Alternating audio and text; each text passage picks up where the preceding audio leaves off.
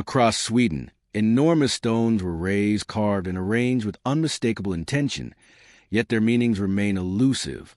Why do hailstones align so closely with the movement of the sun while containing no confirmed grave? Why were hundreds of ships and ritual scenes carved into the rock at Tanum without explanation? Why does Sweden's largest burial mound remain unopened? And why were entire cemeteries shaped like ships and oriented toward the sea? Were these monuments practical, symbolic, or expressions of something archaeology can still only partially grasp?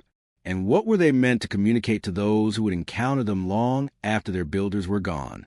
Along a low ridge above the Baltic at Caseberga, where the land slopes gently toward the sea and the horizon remains unusually open, hailstone settles into the landscape with a restraint that makes it easy to overlook from a distance. Only when one steps inside does its scale become clear. 59 massive boulders, each weighing several tons, trace the elongated outline of a ship drawn up on dry land. The bow and stern rise slightly higher than the flanks, and the axis of the formation holds a confidence that feels deliberate, even if its purpose remains unresolved. The stones themselves are unremarkable in material. They are local granite and sandstone, quarried nearby and softened by centuries of wind, salt, and frost. Their power lies not in exotic substance, but in arrangement. Measuring roughly 67 meters from end to end, the setting is large enough to dominate the ridge, yet precisely scaled to it, as if calibrated to the slope of the land, the prevailing winds, and the long western views toward the setting sun. Nothing about it feels excessive. Instead, it feels balanced, measured, and settled. Archaeological investigation places its construction most securely in the late Iron Age, around the 6th or 7th century CE, based on radiocarbon dating of charcoal recovered from soil beneath the stones and from hearth-like features nearby. At the same time, earlier activity at the site is evident, suggesting the ridge held significance long before the current configuration was assembled. This layered use complicates any simple narrative of origin, hinting that hailstones may represent not a beginning but a culmination. Ship-shaped stone settings are not unique in Scandinavia. They appear across Sweden, Denmark, and the Baltic Islands, often interpreted as funerary monuments for elite individuals, symbolic vessels meant to carry the dead into the afterlife. Yet hailstone stands apart in scale, visibility, and in the apparent absence of a burial. Despite repeated surveys and excavations, no central grave has been conclusively identified within the setting. Whether this reflects deliberate choice or the erosion of evidence beyond recovery remains unresolved, but the absence itself resists easy classification. This lack of a burial has encouraged attention to other aspects of the site, particularly its alignment with solar events. Observers have long noted that the sun appears to set near the northwestern stone at the summer solstice and rise near the southeastern stone at the winter solstice, with intermediate alignments corresponding roughly to the equinoxes. These patterns are compelling when witnessed, yet remain debated within academic literature. Over more than a millennium, stones have shifted through frost heave, agricultural activity, erosion, and early restoration efforts that sometimes straighten fallen boulders without precise knowledge of their original positions. Such movement complicates attempts to reconstruct exact Iron Age sightlines, even as the overall orientation of the monument remains unmistakable.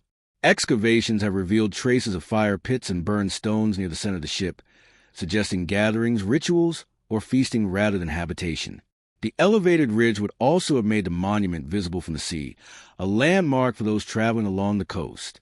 This visibility reinforces a sense that hailstones was meant to be seen as much as experienced, functioning as a public statement in the landscape rather than a private or hidden space. The name itself is a much later addition, emerging from medieval folklore that linked the stones to a legendary king named Ale. Such stories reflect a recurring human impulse to personalize ancient monuments whose original builders had long vanished from memory.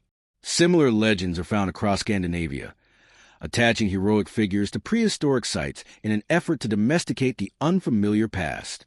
Geological studies confirm that the stones were transported from nearby sources, some dragged uphill over considerable distances. This would have required coordinated labor and social organization, yet not on a scale beyond what is known of Iron Age communities in southern Scandinavia, whose capacity for monument building is well attested in burial mounds, fortifications, and assembly sites. What remains unexplained is why this particular ridge was chosen, why the monument was built at this scale, and why a ship was raised without an identifiable body at its heart. Theories proposing a purely calendrical function struggle with the reality that practical timekeeping did not require such an imposing structure. Strictly funerary interpretations falter in the absence of human remains. Between these poles lies a middle ground in which symbolism, ritual, seasonal observance, and social memory may have intersected without collapsing into any single modern category. Ailstones may have operated as a stage for experience rather than as a container for remains or measurements alone. Over time, the site's meaning has been further blurred by its long afterlife. Medieval travelers, early antiquarians, 19th century romantics, and modern tourists have each approached it with different expectations, sometimes altering stones, recording alignments, or framing the monument through the intellectual fashions of their own eras. Layers of interpretation have accumulated much like the soil beneath the boulders, from heroic legend to solar temple to archaeological puzzle. Standing within the stone ship today, the sea audible but not always visible, the sky expansive and dominant, the structure resists definitive explanation. It does so not through obscurity or ruin, but through coherence. It functions too effectively as a space to be dismissed as accidental, yet remains too ambiguous to be confined to a single purpose. It embodies a mode of monument building in which meaning was likely experienced rather than inscribed, enacted rather than explained. Ailstones does not contradict archaeology so much as press against its limits, reminding us that societies capable of moving and arranging stone with such care were also capable of layering intention, ritual, memory, orientation, and display into forms that do not yield easily to modern classification. As the sun continues to rise and set along its axis, the monument endures not as an answer, but as a question made of stone, one still asking what its builders believed was worth leaving behind. Along roughly the same arc it has traced for centuries, the sun continues its passage, while the stones remain fixed on their ridge, neither confirming nor denying the interpretations projected onto them. They sustain a quiet dialogue between landscape time and human presence, one that is yet to reach any final conclusion.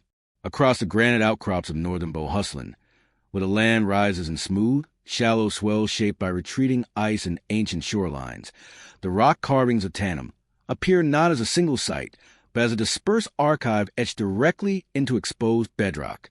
The images do not announce themselves immediately. They emerge only when light strikes at a low angle, when shadows trace the grooves cut by hands working more than 3,000 years ago. Today, the carvings lie among forests, farms, and quiet roads. Yet when they were made, during the Nordic Bronze Age between roughly 1700 and 500 BC, this terrain formed a coastal fringe. Polished granite slopes descended toward bays and inlets that have since risen far above sea level through post-glacial rebound, altering the setting of every figure, without severing its connection to water, movement, and exchange. Boats dominate the imagery. Long, narrow vessels with upturned prows recur again and again, their crews suggested by vertical strokes lined along the hulls. Some carry weapons, others animals, others nothing at all. Their repetition feels deliberate, as though insistence itself carried meaning. Human figures appear with raised arms, exaggerated hands, or paired in interactions that resist simple narrative interpretation. Weapons, especially axes and spears, recur with a frequency that suggests symbolic importance beyond their practical function. Circular forms, often read as suns or shields, hover among the scenes without settling into any single explanation. The carvings were pecked rather than incised. Each groove laboriously hammered into hard granite. This investment of time and effort far exceeds what casual marking would require, implying that the act of carving held significance equal to or greater than the images themselves. Panels appear to have been added to, reworked, or emphasized over long periods, possibly across generations. The rock face became not a finished composition, but a surface continually revisited. Archaeology offers little in the way of conventional context. There are no settlements directly adjacent to the most densely carved rocks, nor graves conclusively tied to the imagery. This absence has shifted interpretation away from domestic or funerary explanations toward the idea of Tanum as a ritualized landscape, a place visited rather than inhabited, where meaning was activated through movement, gathering, and repeated return. Many panels lie along natural routes through the terrain, or near what would have been shorelines at the time, reinforcing a connection between the carvings and travel, whether by land or sea.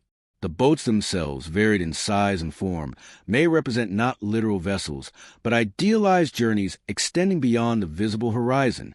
The repetition of motifs across kilometers of rock suggests shared conventions and a coherent symbolic language, yet that language remains only partially legible.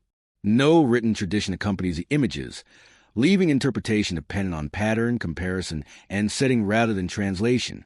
Some figures appear engaged in processions or ritual acts, arms raised in gestures that could signal invocation, celebration, or command.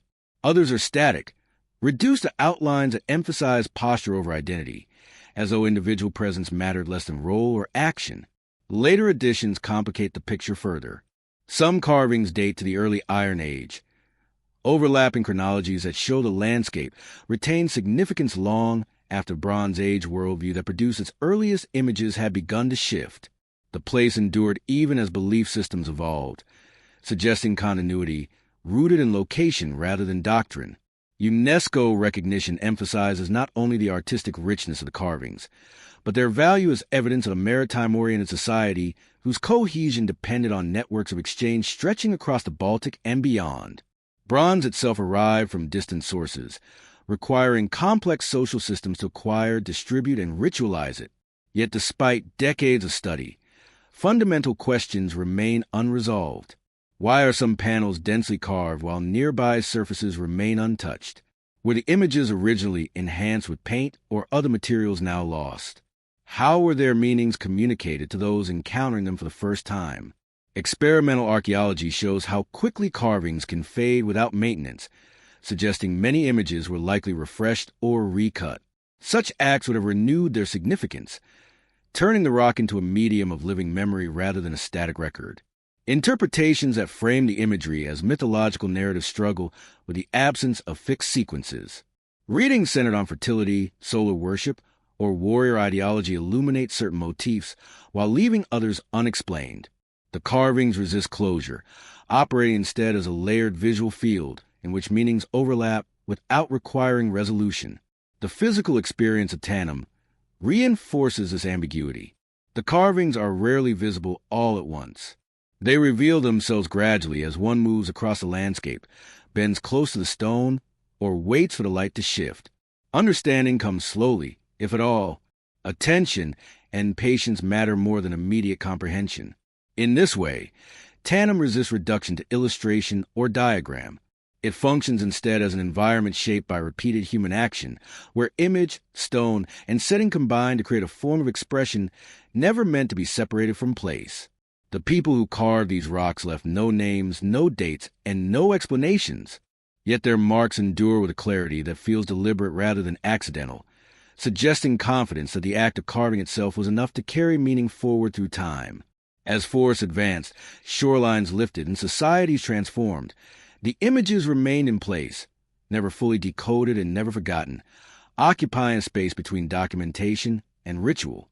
It is within that boundary that Tanum's enduring mystery resides, not in what archaeology cannot describe, but in what it can describe in great detail, without ever exhausting the significance of marks made by hands that understood the landscape in ways only partly accessible today.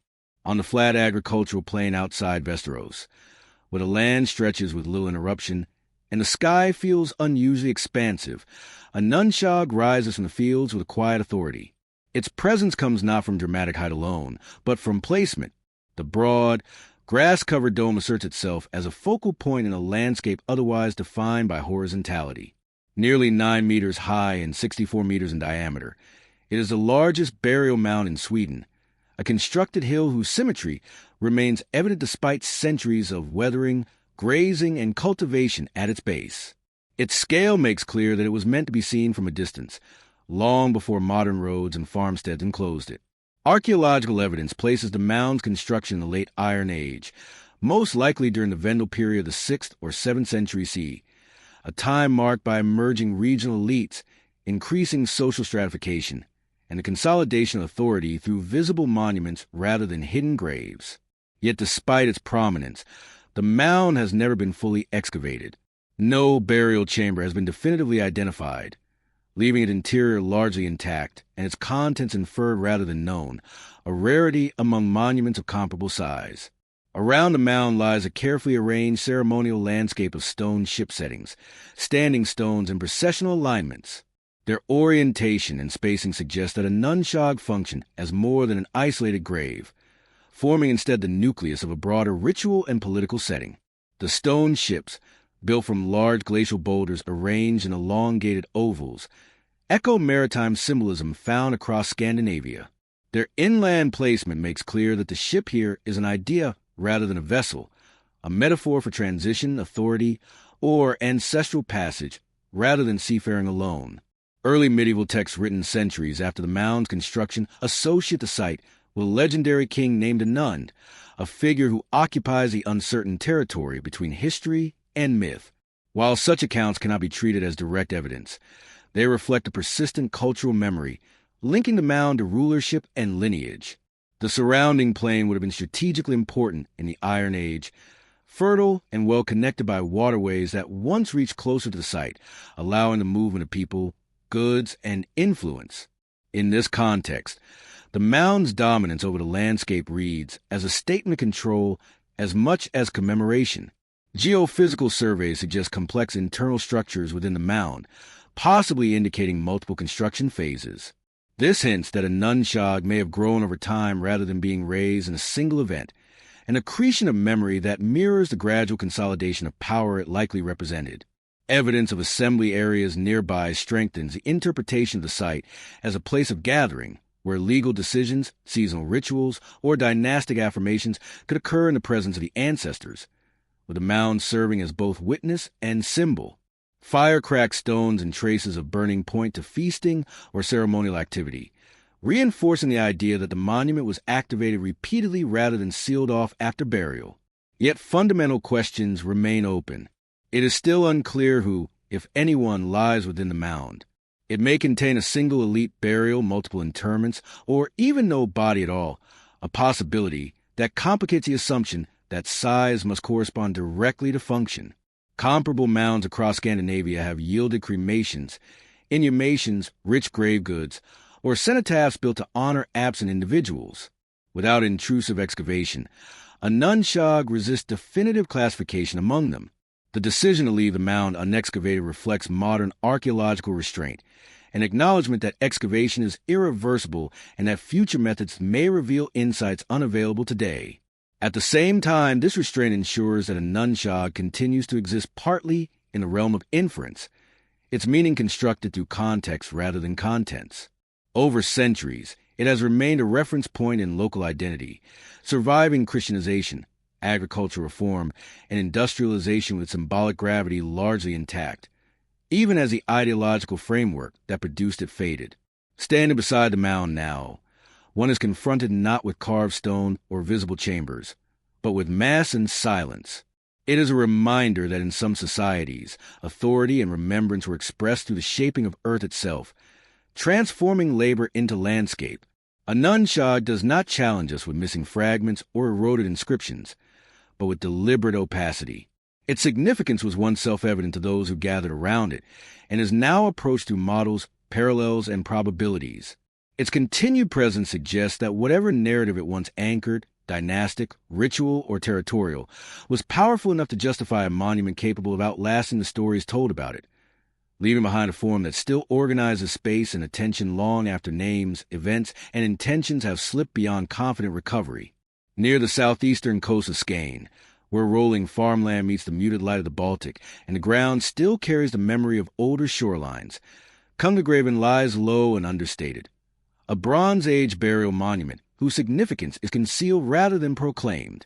Its presence was marked not by towering height, but by the careful assembly of stone beneath a mound that once blended almost seamlessly into its surroundings. Constructed around 1400 BCE, during a period when long-distance exchange networks carried bronze, amber, and ideas into southern Scandinavia, the grave consisted of a central stone cist built from massive slabs. This chamber was enclosed by a circular ring of curbstones and originally covered by an earthen mound approximately 75 meters in diameter, making it one of the largest known Bronze Age graves in the region. Despite its modest profile today, the monument drew wider attention in the 18th century when quarrying disturbed parts of the mound. That intrusion, unintended and irreversible, revealed carved stone slabs lining the burial chamber. Images whose survival owed more to chance than design, and whose exposure permanently altered how the site would be understood. These carvings, pecked into the inner faces of slabs, depict boats with raised prows, human figures, animals, weapons, and enigmatic symbols arranged in sequences that suggest intention without yielding a single settled interpretation. The imagery resonates strongly with the rock art Tanum, yet its placement within an enclosed burial chamber sets Cungagraven apart from open-air carvings. Archaeological investigation has confirmed that the grave was reused and modified over time, with evidence of cremated remains and later disturbances complicating efforts to associate the images with a single individual or event.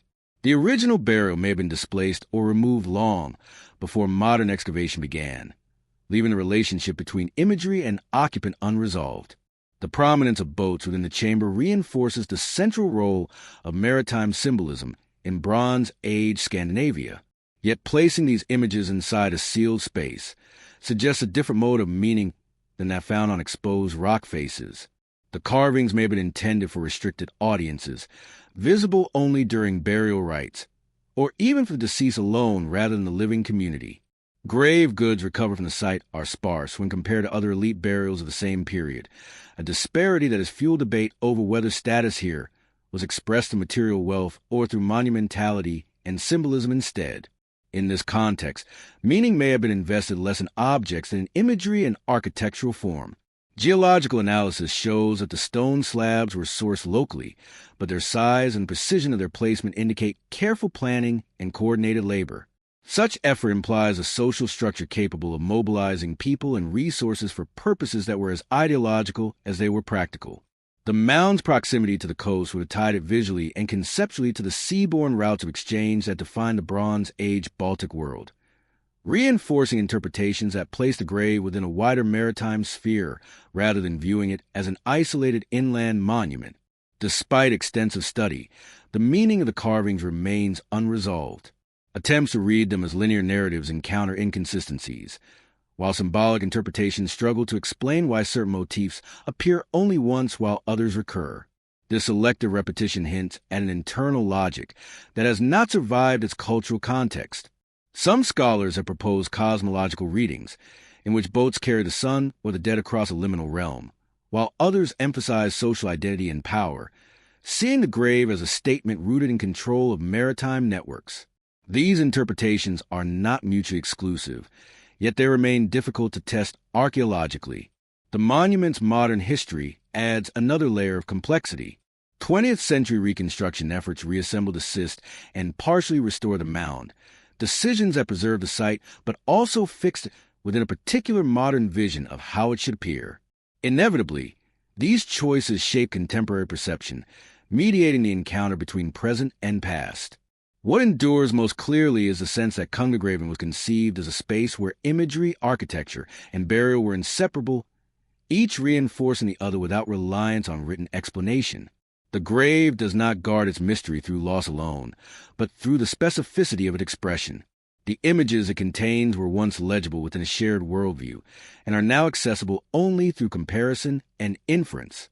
In this way, Cungagraven at Kivik stands as a reminder that even when prehistoric societies leave behind detailed visual records, the meanings they encoded were embedded in practices, beliefs, and experiences that do not survive intact. Modern archaeology can reconstruct context, but must also acknowledge that some dimensions of significance remain beyond confident retrieval, preserved in stone yet no longer fully translated.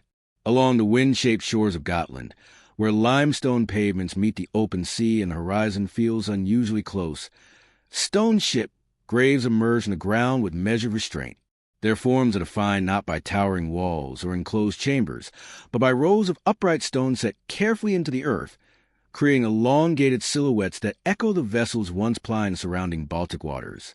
Sites such as Nisford and Lillebjars preserve some of the most extensive concentrations of these monuments, dating primarily to the Late Bronze Age and Early Iron Age, a span of centuries during which Gotland occupied a central position in regional exchange networks. Its prosperity rested on amber craft production and maritime connectivity, rather than territorial expansion. The stone ships vary widely in size, from modest settings only a few meters long to monumental constructions exceeding 30 meters. This variation appears intentional rather than purely chronological, suggesting differentiation in status, function, or symbolic emphasis rather than simple technological progression. Archaeological excavation has revealed cremation burials within many of these settings, often accompanied by burnt bone, charcoal, and occasional grave goods. These findings confirm their funerary role, while simultaneously raising deeper questions about why the ship form was favored so consistently across generations and contexts. The orientation of the graves frequently aligns with the coastline or with prominent seaward views, reinforcing the impression that these monuments were positioned in dialogue with the maritime landscape rather than imposed upon it. The ships do not merely occupy the land. They face the sea, anchoring memory and identity to the waters that sustain Gotland's connections. In their repetition and restraint, the stone ship graves suggest a cultural logic in which death, travel, and belonging were inseparable, expressed through forms that mirrored both the physical and symbolic realities of life along the Baltic shore. In several cases, the stone ships are arranged in clusters, forming cemeteries that read less as collections of individual graves and more as unified statements of identity. The stones themselves are local limestone, chosen for shape and presence rather than uniformity. Taller stones mark prow and stern, while lower ones trace the sides, creating a visual grammar that remains remarkably consistent despite regional and temporal variation. Unlike the carved imagery found at mainland sites, the Gotland ship graves rely on form alone to convey meaning. This economy of expression suggests that the shape itself carried sufficient symbolic weight to communicate ideas of journey, transition, and belonging without the need for narrative detail. Some of the ships contain multiple cremations, indicating reuse over time and complicating the idea of a single voyage for a single individual. Instead, they point toward a collective or ancestral dimension, in which the monument functioned as a repository of lineage rather than a final destination. The frequent absence of rich grave goods has prompted debate over whether social status was deliberately downplayed in favor of communal identity, or whether wealth and power were expressed through the labor invested in construction and the prominent placement of the monument within the landscape.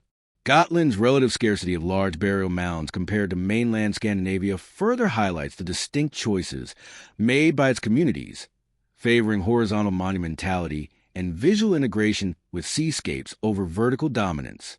Later Iron Age developments introduced picture stones on the island, carved with ships, riders, and scenes of arrival.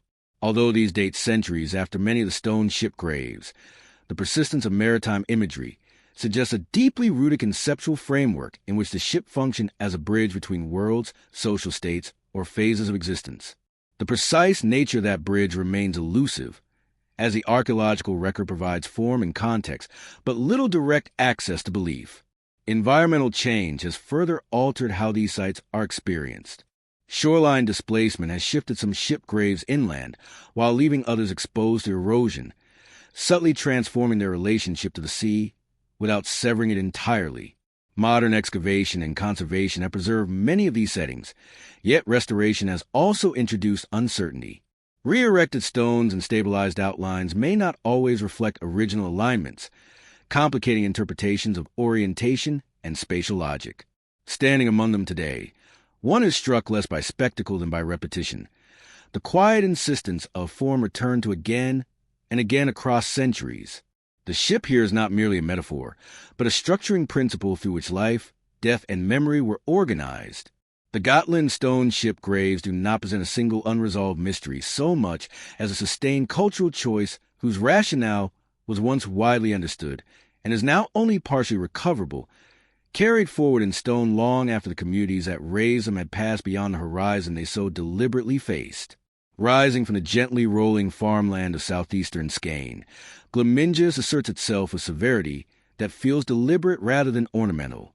Its pale stone walls rise abruptly from the surrounding fields, as though the structure were placed there fully formed. This late medieval fortress stands in sharp contrast to the open agricultural landscape around it, its compact mass and defensive clarity leaving little doubt about its purpose. Completed in 1499, At the threshold between the medieval world and the early modern period, Glimmingius was commissioned by the Danish nobleman Jens Holgersen Ulfstand, a powerful royal administrator. Its construction reflects a moment of transition, when feudal authority, emerging state power, and new military technologies were converging. Built primarily of limestone and sandstone, the fortress is exceptionally well preserved. Its walls are several meters thick, pierced by narrow openings designed for crossbows and early firearms, and crowned by machicolations that allow defenders to control the space directly below. These features speak to an architectural language shaped by threat rather than display. Unlike earlier castles that evolved incrementally over generations, Glimmingius was conceived as a unified project. Its symmetry and internal organization suggest careful planning and access to skilled craftsmen, likely influenced by continental European fortification styles, where artillery had already begun to reshape defensive design. The entrance, elevated and once reached by a wooden drawbridge, reinforces the sense of separation between interior and exterior. The absence of elaborate decoration underscores that the fortress was intended primarily as a secure residence rather than a courtly showpiece. Yet within its walls, traces of domestic life complicate a purely military reading. Hearths, latrines, storage rooms, and a great hall reveal a household designed to function for extended periods, insulated from the surrounding world both physically and socially. Archaeological study has identified advanced engineering for its time, including drainage systems and layered defensive measures that reflect a sophisticated understanding of siege warfare. Although Glimmingius appears never to have endured a prolonged military assault, it stands as a preemptive statement of strength rather than a reaction to immediate conflict.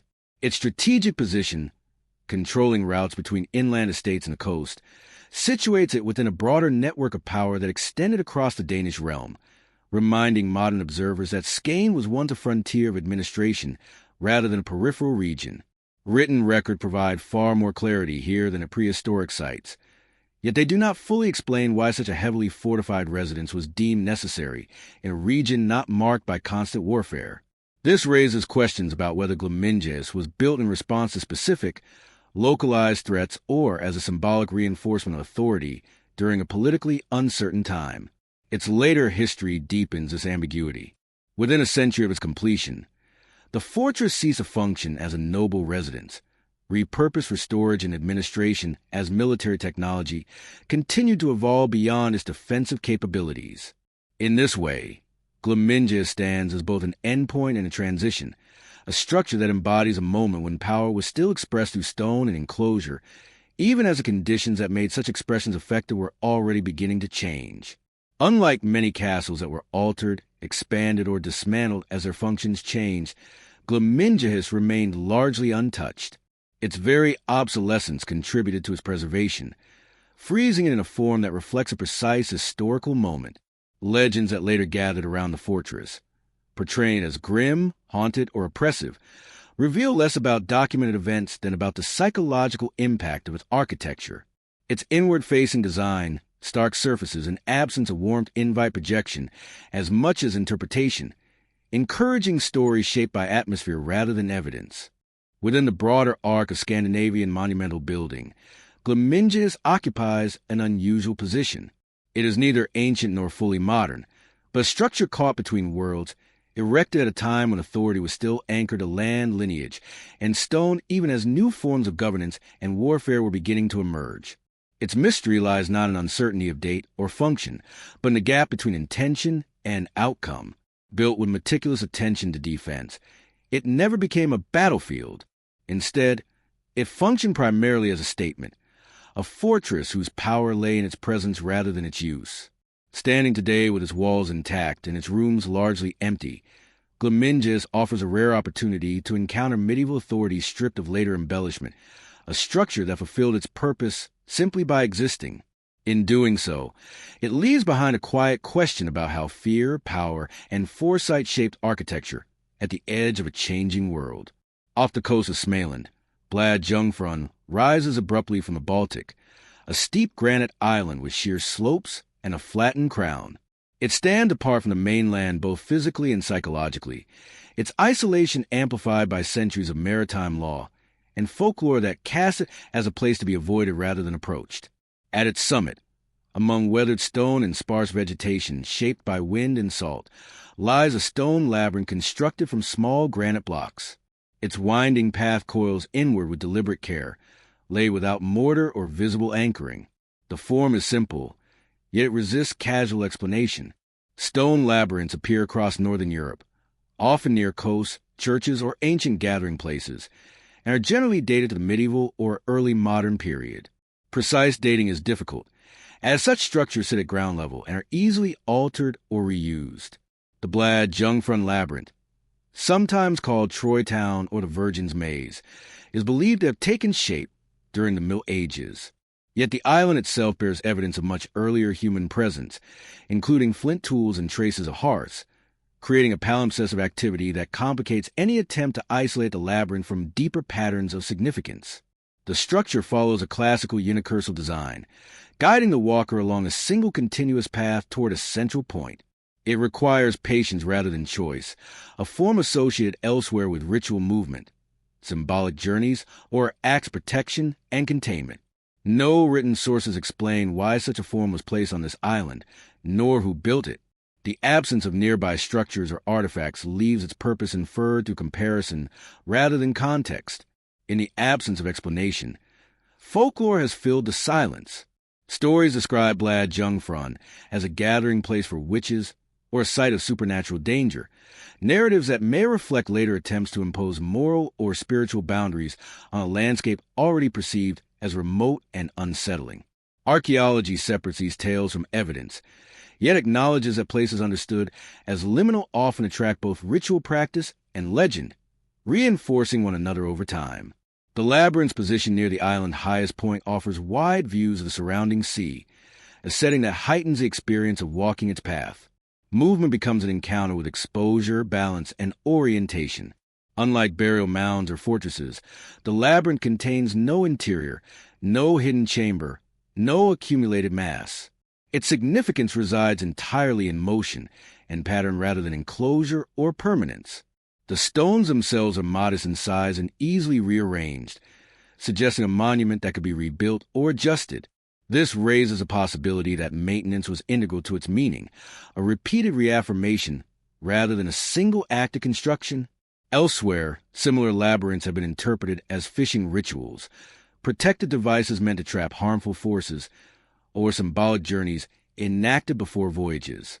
Such interpretations resonate with the maritime context of Blad Jungfrun without exhausting its possible significance. The island's long-standing status as a protected landscape and its relative inaccessibility have preserved the labyrinth from heavy modification, allowing it to remain in a form that feels quietly provisional, as though it could still be altered by those who understood its purpose. Scientific study of Blad Jungfrun has focused more on geology and ecology than archaeology, leaving the labyrinth largely unexamined in formal terms. This uneven attention serves as a reminder that not all monuments attract equal scrutiny, particularly those that resist clear classification. Within the broader sequence of Scandinavian symbolic landscapes, the labyrinth represents a shift away from monumentality toward gesture, from mass and permanence to pattern and movement. It marks place lightly rather than dominating it. The labyrinth does not challenge archaeology through contradiction or anomaly, but through restraint. It offers a structure that is complete without explanation and meaningful without documentation. As waves continue to break against the island's cliffs and the stone path remains open to the sky, the labyrinth endures as a quiet articulation of human presence in a setting defined by isolation and exposure. Its significance may never be fully recovered, but its intentionality is difficult to dismiss, suspended between practical action and symbolic gesture at the meeting point of land and sea.